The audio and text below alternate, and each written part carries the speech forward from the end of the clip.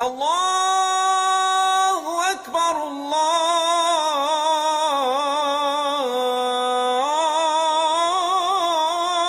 اکبر۔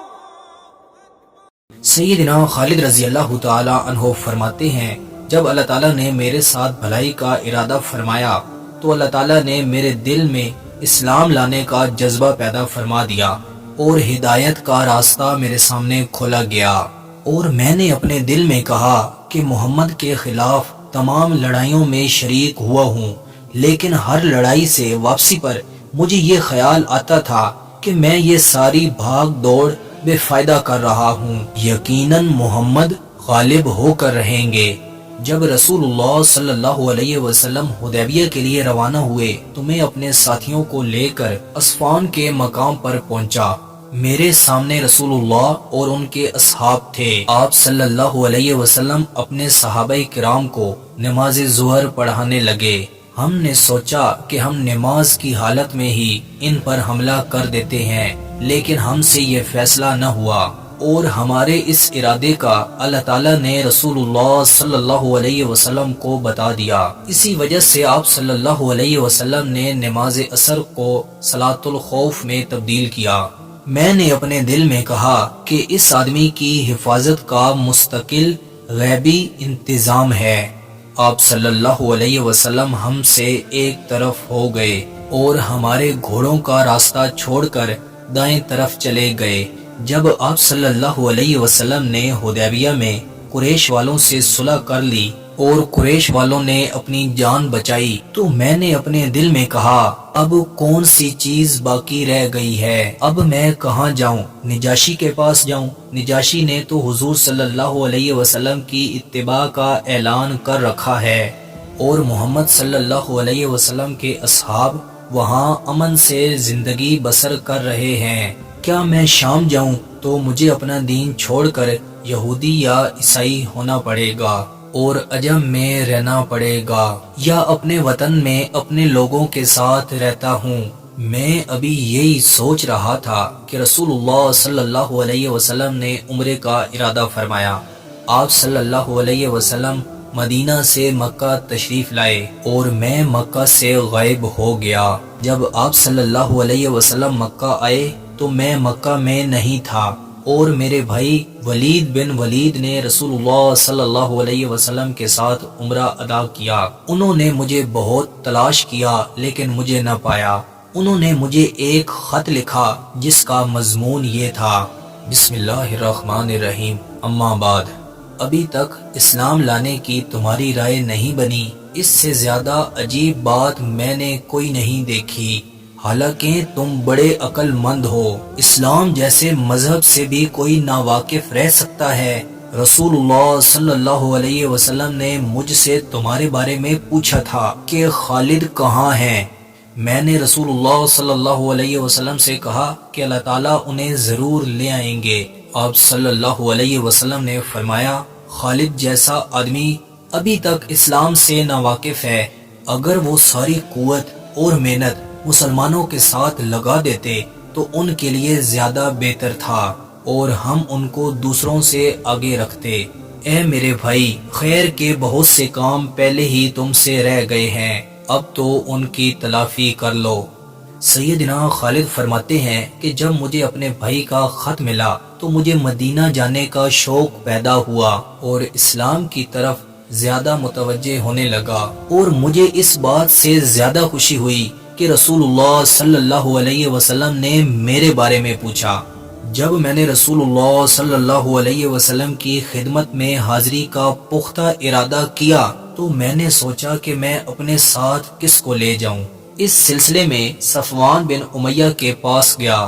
میں نے صفوان سے کہا، تم دیکھتے نہیں ہو ہم کس حال میں ہیں، ہماری تعداد کم ہوتی جا رہی ہے اور محمد صلی اللہ علیہ وسلم غالب آتے جا رہے ہیں، میرا خیال ہے کہ ہمیں محمد صلی اللہ علیہ وسلم کے پاس جانا چاہیے اور اتباع کرنی چاہیے، کیونکہ محمد صلی اللہ علیہ وسلم کی عزت ہماری عزت ہے۔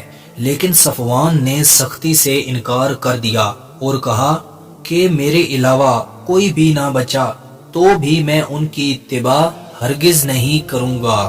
میں اسے چھوڑ کر چل دیا اور میں نے سوچا کہ بدر میں اس کے بھائی اور اس کے باپ کو مسلمانوں نے قتل کیا ہے، میں بھی اسی وجہ سے یہ اسلام نہیں لا رہا۔ اور پھر میری اکرمہ بن ابی جہل سے ملاقات ہوئی، میں نے ان سے وہی بات کی جو صفوان سے کی تھی۔ اکرمہ نے بھی صفوان جیسا ہی جواب دیا، لیکن میں نے ان سے یہ کہا کہ میری اس بات کو چھپائے رکھنا۔ انہوں نے کہا اچھا ٹھیک ہے، کسی کو نہیں بتاؤں گا۔ اور پھر میں اپنے گھر گیا اور اپنی سواری کو تیار کیا۔ راستے میں میری ملاقات سیدنا عثمان بن طلحہ رضی اللہ تعالی عنہ سے ہوئی۔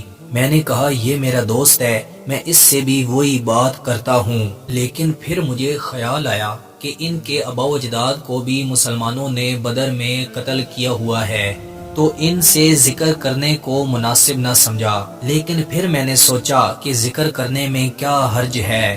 سیدنا عثمان بن طلحہ رضی اللہ تعالی عنہ مان گئے۔ سیدنا خالد بن ولید نے کہا میں تو آج ہی جانا چاہتا ہوں، اور اس طرح ہم دونوں مکہ سے روانہ ہوئے۔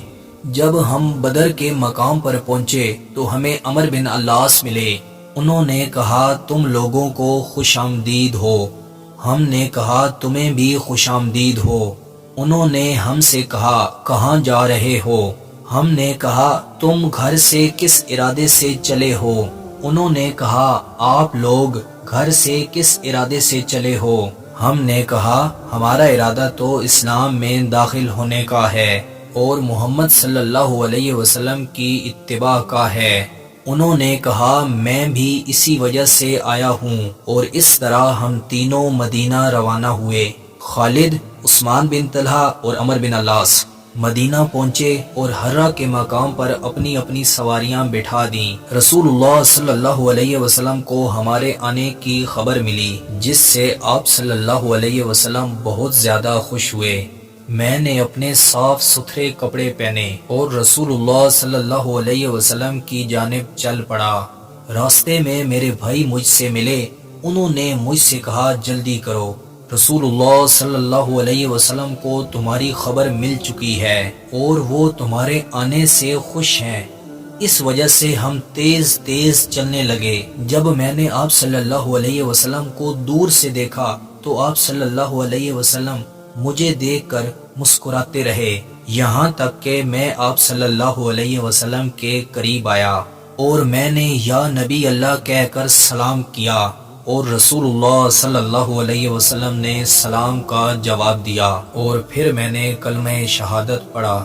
آپ صلی اللہ علیہ وسلم نے فرمایا آگے آؤ، تمام تعریفیں اس اللہ کے لیے ہیں جس نے تم کو ہدایت دی۔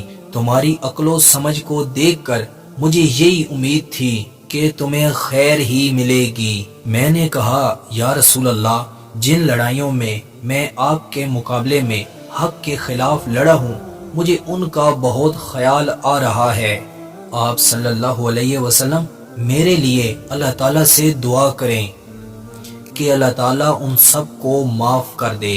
آپ صلی اللہ علیہ وسلم نے فرمایا اسلام اپنے سے پہلے تمام گناہ مٹا دیتا ہے۔ میں نے کہا آپ اس کے باوجود میرے لیے دعا کریں۔ آپ صلی اللہ علیہ وسلم نے پھر میرے لیے دعا فرمائی۔